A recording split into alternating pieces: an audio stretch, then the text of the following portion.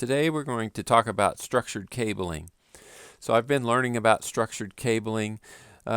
First encountered it about 2 decades ago or so when I took my first IT job and at a school, and I inherited this place that where all the cabling had been put in by self-taught people, and it worked. But I had an expert come in and give me an evaluation of my network and problems that could exist with it. And one of the things he pointed out was that it was incorrect to run a cable from the server room all the way to the machines in the computer lab. The cabling wasn't attached to the building in any way. So what's normally done is a structured cabling system, which makes the wiring a permanent part of the building. And so that's what we're going to talk about today. So it's physical cabling. It's something that you can put your hands on. It's something that you can see. And those that are in my online class will be getting some supplies to allow them to work on putting some of these cables together. A lot of times when you work in a corporate environment or for an institution, you'll just go ahead and hire professional cable installers to come in whenever you have a new wiring project. But it's good as an IT professional to have a basic knowledge of how this stuff works, so you know how to order it, you know how to supervise it. Occasionally, if you need to make a quick repair or something, you know how to put the end on a piece of Cat 5. I think that's a good skill to know. This slide shows the book Tubes. It's a really interesting look at all of the hardware and equipment and the cabling that goes in to make the internet work. There's one story in it that's really interesting because back in the 90s, people who were just starting to do electronic trading with the internet and things, they noticed that people in the Midwest, like Kansas or Kansas City, would execute a trade and they'd get beat out by people who were executing at the same time in New York, and it's because of the length of the cable. It doesn't get there instantly. Even though it's moving near the speed of light, the message does take a finite amount of time to get there. And so, because of the length of the cabling, the people who were closer to the servers in New York would win out. So what they did was they would set up these server farms inside of New York City, and people would set up shop there and execute their trades. And then what they had to do was make sure that the cables running from each company's server to the exchange server were the exact same length, so nobody had a competitive advantage. And we don't usually think of cabling in these terms or think of it quite like that, but that book pointed that out to me, and I thought that was really interesting. And the book also talks about how the ships go to sea and lay transatlantic cables, and can you imagine the miles and miles of cable that they have to pull this, and they're laying fiber optic cable down beneath the ocean now, and it's a specialized ship just for doing that job. We've been putting cables on the ocean floor for over 100 years now, but I don't see that stopping anytime soon because our demand for global communications just keeps improving. Yes, we have satellite communication, but nothing beats a good piece of physical layer cabling. So back to my school story, our back room didn't quite look this messy, but it was something of a mess. And the more you would add, the more it would get to be a problem. I like kind of these slides. This is one of my favorites. It's a really old one I found on the internet many years ago, but I love the sign on the rack there, "Don't touch any of these wires."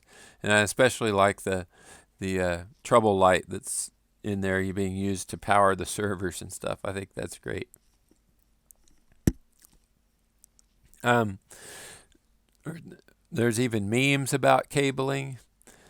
Boy, wouldn't that be fun to go try to find a problem in that tangled mess? But it's not a joke. This one was posted online by a friend that I'm friends on Facebook with, a guy I used to be in the Navy with, and they actually were trying to track down a problem in a cable. It happens. But you can help your situation if you use structured cabling. So the structured cabling it's a system of racks and cable management and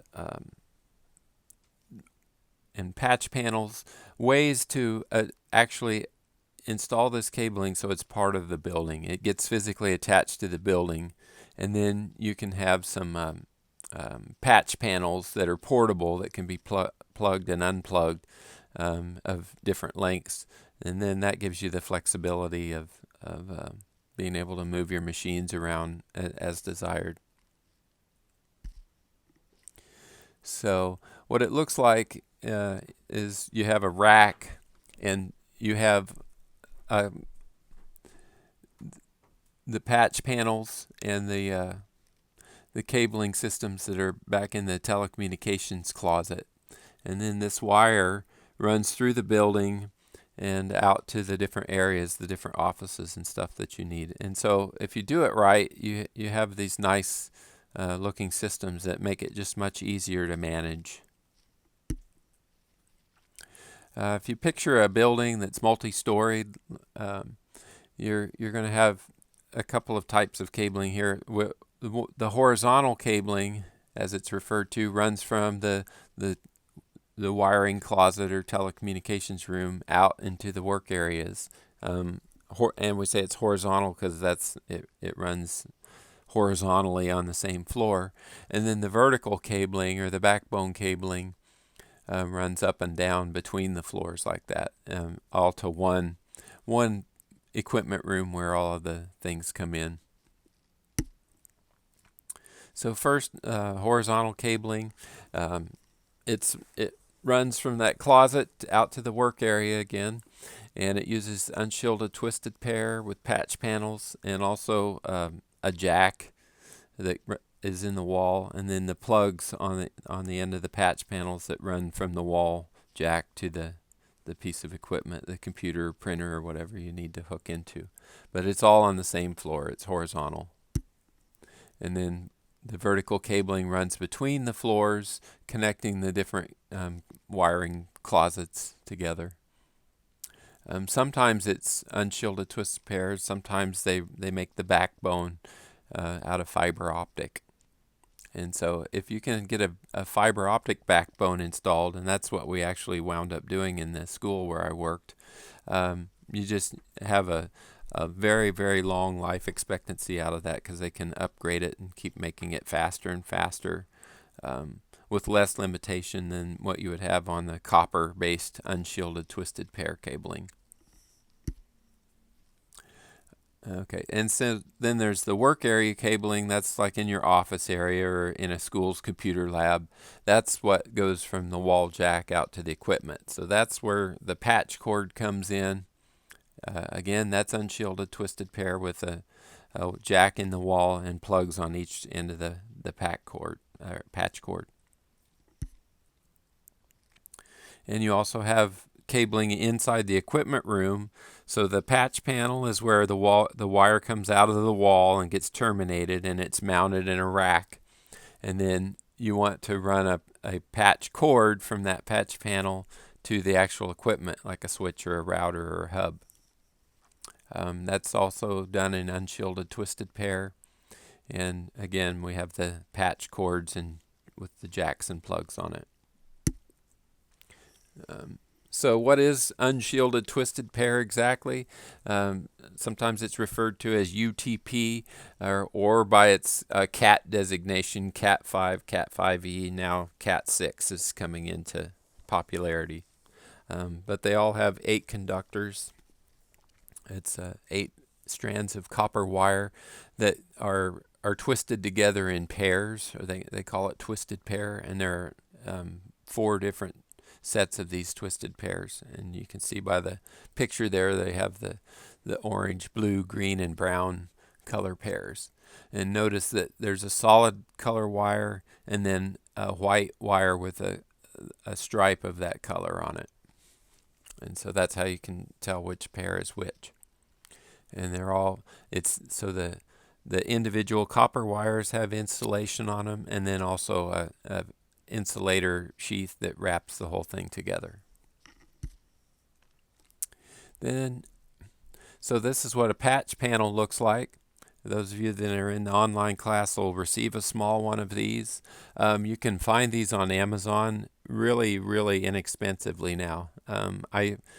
Last time I bought some from my computer lab at school where I teach, they were $30 or $40 a piece, and they probably still are that from a commercial vendor. But you can find a inexpensive, like, home application one. I found one for less than $15, and so that's going to be shipped out to all of our distance students, so they can get hands-on experience working with patch panels. So that's on the front. It's just like a wall jack that you might plug into, and then on the back are the terminating connectors that you use a punch-down tool to punch the wire into, and it uses that same color combination. There's the 110 punch-down tool that is used to punch the wires into the patch panel.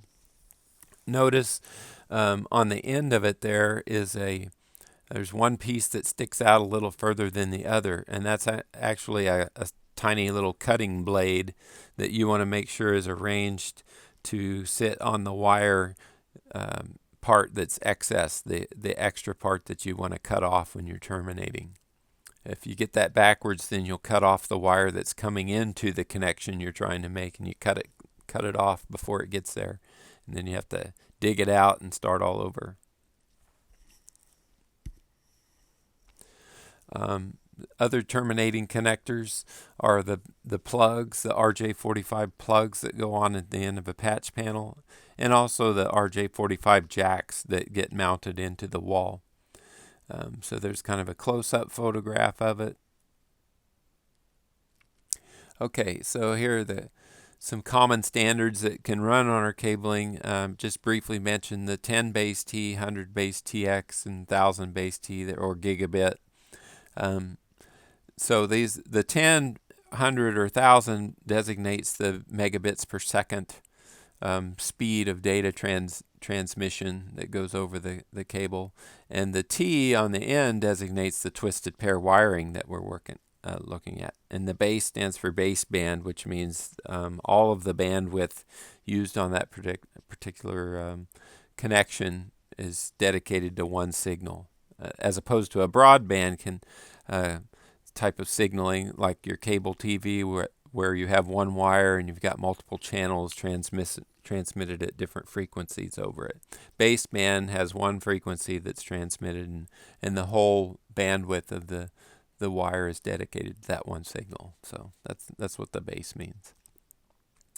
On all of these, however, you can't exceed 100 meters in length when you install this. You need to keep it shorter than that to keep the standard so it works. All right, so here's some more jacks and plugs. There's what a wall jack looks like on the outside and on the inside. Again, we're going to send a wall jack out to the distant students so they can practice terminating that connector as well. Here's the standard that we'll be using, the T568B Standard. This comes from the EIA, TIA standards group, which I understand that the EIA doesn't even exist, the Electronics Industry Alliance, I believe that was, and TIA is Telecommunications Industry Alliance or Association, one of those words. TIA is, but they set the standard. And I show this slide because it's showing in Chinese, I believe. But I show you that because it's a global standard. It's used like this all over the world, and it follows the white, orange, orange, white, green, blue, white, white, blue, green, and then white, brown, and brown. If you put them in that order, and then you put them in the connector, and you're following that B standard wiring. So we'll use the B standard in all of our cable making activities. And it's possible to make a crossover cable. So what you do is you wire one end of your wire using the V standard, and then you follow the A standard on the other side. And then what it does is it connects the transmit connection on one device to the receive connection on the other device. So for example, you want to just hook two computers directly together without a hub or a switch in between them. You could just hook up a crossover cable and do that. We did that a lot back in the day when hubs and switches were expensive and you just wanted to have a simple data transfer between laptops. You could wire up a crossover cable. But nowadays, you don't see a whole lot of crossover cables. Another application was if you wanted to daisy chain hubs or switches together to make them into one big hub or switch. Again, most switches that you want to do that to, they have an uplink connection port on there, so you just put a straight through cable in and you can do the same thing. But I just thought I'd let you know that it's possible to connect two devices together without an electronic device if you use a crossover cable. And I guess that is all I have for slides on structured cabling today.